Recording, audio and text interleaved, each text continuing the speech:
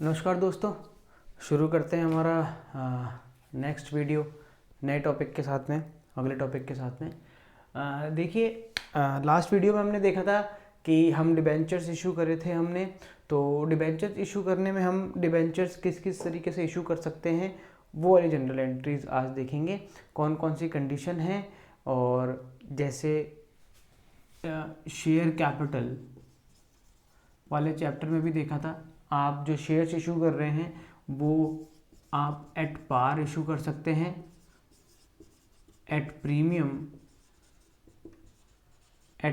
Issue कर सकते हैं और एट डिस्काउंट आप उसको इशू कर सकते हैं। यही सारी की सारी कंडीशंस डिबेंचर में भी अप्लाई होती है। आप डिबेंचर में भी डिबेंचर्स को एट पार इशू कर सकते हो, एट प्रीमियम इशू कर सकते हो और एट डिस्काउंट इशू कर सकते हो। तो इन तीनों कंडीशन के अंदर इस वीडियो के अंदर हम देखेंगे कि इन तीनों कंडीशन में जनरल एंट्रीज किस किस तरीके से बनती है। तो चलिए सबसे पहले हम देख लेते हैं जो फर्स्ट कंडीशन है हमारी एट पार।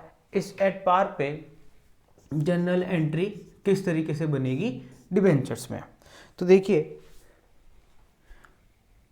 मान लीजिए हम अज्यूम करते हैं कि एक कंडीशन है, एक क्वेश्चन है हमारा जिसमें एक company 10,000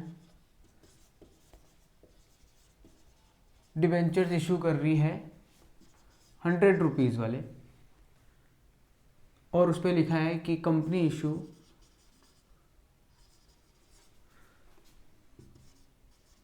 these debentures at par. ये क्वेश्चन है, सिंपल सा क्वेश्चन आता है। तो इस कंडीशन में आप जनरल एंट्री क्या करोगे? फर्स्ट जनरल एंट्री, क्योंकि इसके अंदर कंपनी एक ही बार में पूरी अमाउंट ले रही है, वरना जनरली क्या होता है एप्लीकेशन पे, अलॉटमेंट पे first call second call, but यहाँ पर कंपनी एक बार में पूरी की पूरी अमाउंट ले रही है। तो इस कंडीशन के अंदर आप क्या देखोगे कि जनरल एंट्री किस तरीके से बनेगी? जनरल एंट्री बनेगी बैंक अकाउंट डेबिट टू, मान लीजिए इनके आगे परसेंटेज लगी होती है, मैंने परसेंटेज यहाँ पर नहीं लगाई, मैं लगा देता हूँ 9% डिवेंचर्स। तो इस कंडीशन में ये इसका पूरा नाम है 9% डिवेंचर्स। तो यहाँ पर हम बोलेंगे bank account debit to 9% debenture application and allotment account. और अमाउंट कितनी आएगी? 10,000 इंटू 100, ये हो जाएगी हमारी 10 लाख रुपीज़। ये अमाउंट आ गई है। ये first general entry. Second general entry इसी को ट्रांसफ़र करने की, 9% debenture application and allotment account debit to 9% debenture. ये अमाउंट आ गई सेम 10 लाख और 10 लाख। यहाँ पर एक चीज़ देखिए आप, जब एट पार पे हम डिबेंचर्स इशू कर रहे हैं तो हमारा 100 रुपीज़ का डिबेंचर है और हम उसे 100 रुपीज़ में ही क्या कर रहे हैं? दोबारा इशू कर रहे हैं। अब इसी क्वेश्चन को अगर हम थोड़ा सा मॉडिफाइड करें और इसी क्वेश्चन में मैं बोल दूं कि हम ये जो डिबेंचर्स इशू करने जा रहे हैं 100 रुपीज़ के, वो एट पार पे नहीं कर रहे हैं, हम इसको इशू कर रहे हैं एट 10% प्रीमियम। 10% प्रीमियम का मतलब हो गया कि जो 100 रुपीज़ का डिबेंचर है उसमें 10% प्रीमियम जोड़ के हम 110 में इस डिबेंचर को क्या कर रहे हैं? इशू कर रहे हैं। इस कंडीशन में जब हम जनरल एंट्री बनाएंगे तो general entry first general entry same बनेगी। इसलिए मैं आपको इसी के अंदर इसी जनरल एंट्री के अंदर बना के बताऊंगा कि अगर ये जो सेकंड वाली कंडीशन होगी, ये जो सेकंड वाला केस होगा, इस सेकंड वाले केस में जनरल एंट्री किस तरीके से बनेगी। देखिए, bank account debit to 9% debenture application and allotment बिल्कुल सेम आएगी, ऐसी की ऐसी जनरल एंट्री। यहाँ पर लिख देता हूँ मैं दोबारा से, first general entry bank account debit to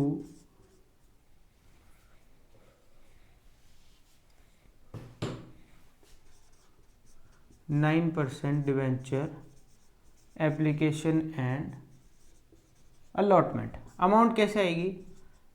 10,000 into 110। तो यहाँ पर जो हमें अमाउंट मिलने वाली है वो अमाउंट मिलने वाली है 10 लाख की बजाय 11 लाख रुपए अब हमें मिलेंगे प्रीमियम ऐड करके। इसमें 10 लाख, इसमें 11 लाख के अंदर 10 लाख तो आपके डिवेंचर्स के हैं और 1 लाख रुपए उसके प्रीमियम के हैं।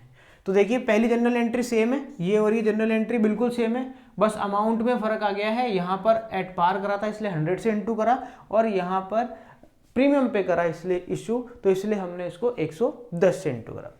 चेंज आएगा वो आएगा सेकंड वाली एंट्री में। क्या चेंज आएगा? देखिए 9% डिबेंचर एप्लीकेशन एंड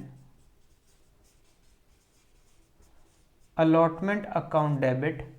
ये मैंने सेम लाइन लिखी है, यही लाइन यहाँ लिखी है और यही लाइन मैंने यहाँ लिख दी, बिल्कुल सेम टू सेम है।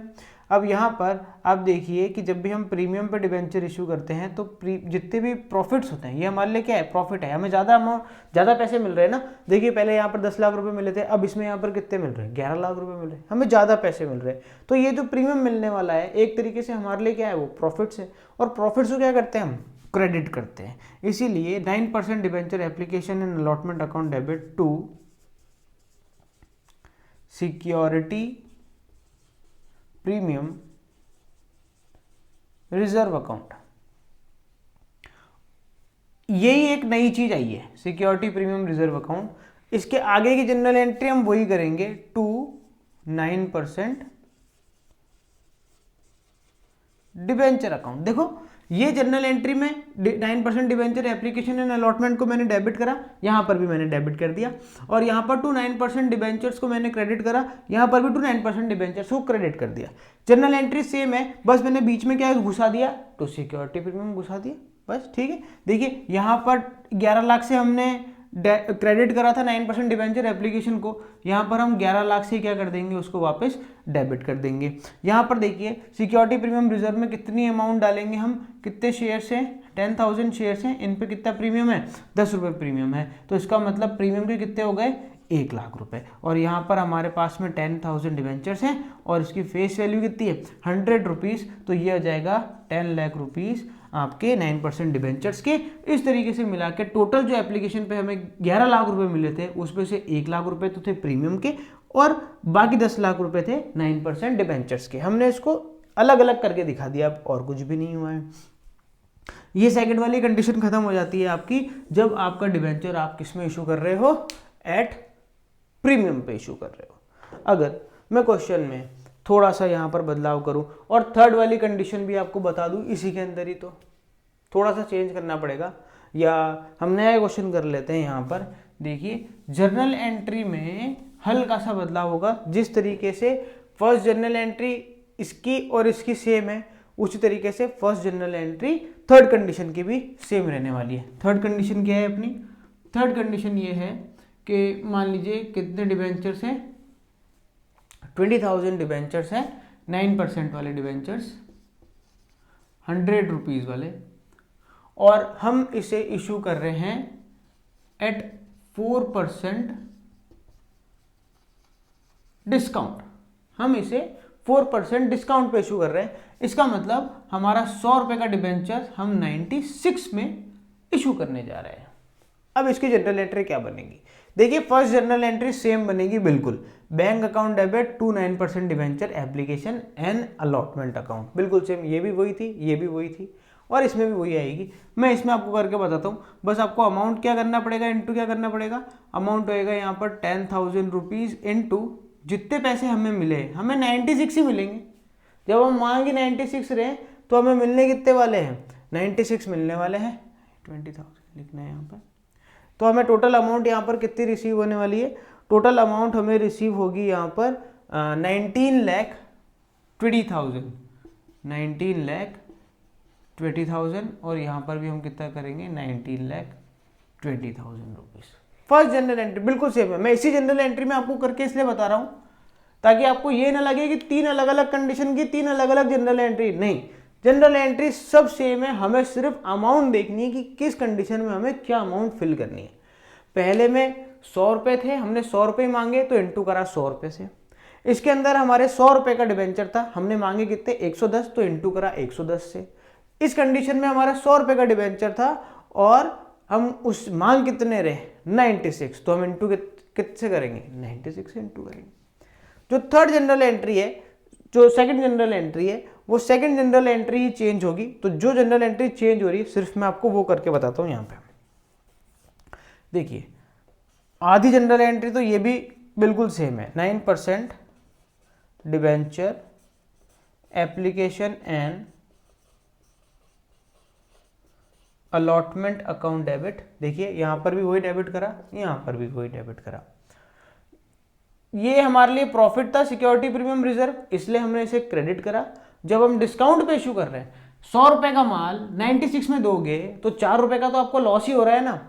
और आप 11th क्लास में पढ़ के आए हो, नॉमिनल अकाउंट का रूल क्या है, all losses and expenses are debit. तो हमें क्या करेंगे, ये जो लॉस है इसको क्या करेंगे डेबिट। तो यहां पर लिखेंगे डिस्काउंट ऑन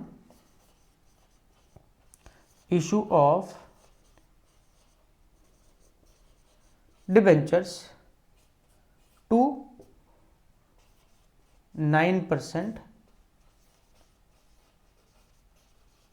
डिबेंचर्स। देखिए ये जनरल एंट्री, ये जनरल एंट्री और ये जनरल एंट्री बिल्कुल सेम है। जो डेबिट हो रहा था डेबिट करा, इधर ये क्रेडिट हो रहा था क्रेडिट करा। बस इसमें सिक्योरिटी प्रीमियम आ रहा था, वो हमने सिक्योरिटी प्रीमियम क्रेडिट करके घुसा दिया इसके अंदर।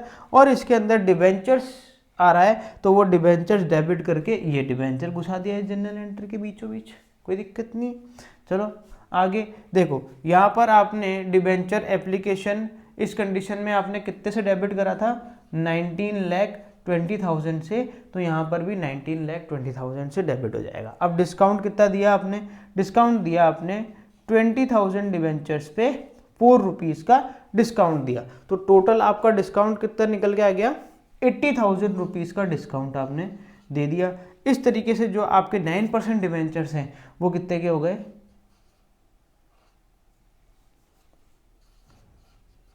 20 लाख रुपीज़ के डिबेंचर्स हो गए।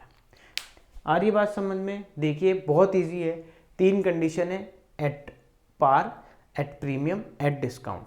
फर्स्ट जनरल एंट्री सेम है हर कंडीशन में, तीनों ही कंडीशन में हमारी फर्स्ट केस, सेकंड केस और थर्ड केस में जो फर्स्ट जनरल एंट्री है वो तीनों में क्या होगी सेम होगी। बस इनटू आपको उससे करना है जिसमें आप इशू कर रहे हो। 100 रुपए का डिबेंचर 100 रुपए में इशू कर रहे हो तो 100 से इंटू करना। 100 रुपए का डिबेंचर 110 में इशू कर रहे हो तो 110 से इंटू करना। और अगर 100 रुपए का डिबेंचर 95, 96 में इशू कर रहे हो तो आपको 96 से इंटू करना है। इस तरीके से आपकी बन जाएगी फर्स्ट जनरल एंट्री। और जो सेकंड जनरल एंट्री है वो सेकंड जनरल एंट्री इन तीनों ही कंडीशन में क्या है सेम है। बस आपको क्या करना है, अगर आप प्रीमियम पे इशू कर रहे हो तो इस फर्स्ट जनरल एंट्री में ही आपको क्या घुसा देना है सिक्योरिटी प्रीमियम। और क्योंकि ये प्रॉफिट है तो इसलिए हम क्या करेंगे इसको क्रेडिट करेंगे। और जो थर्ड जनरल एंट्री है, थर्ड जनरल एंट्री में वही फर्स्ट वाले जनरल एंट्री के बीच में आपको क्या घुसा देना है डिस्काउंट घुसा देना है। और क्योंकि डिस्काउंट क्या है हमारे लिए, क्या है डिस्काउंट लॉस है, तो लॉस को हम क्या करते हैं डेबिट करते हैं। तो इस तरीके से आपकी तीनों ही कंडीशन में जनरल एंट्रीज यहां पर कंप्लीट हो जाती है। आज के वीडियो में इतना ही। इस वीडियो के अंदर हम यही टॉपिक देखेंगे। नेक्स्ट वीडियो से हम स्टार्ट करेंगे debentures issue other than cash. तब तक के लिए अपना ध्यान रखिए। जय हिंद।